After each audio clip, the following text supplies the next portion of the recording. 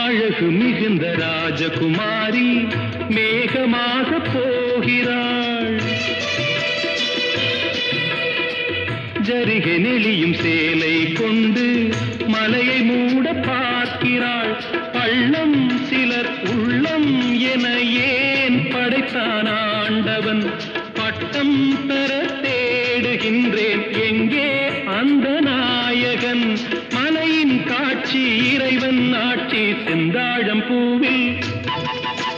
செந்தாழம் பூவில் வந்தாடும் தென்றல் என் மீது மோதுதம்மா.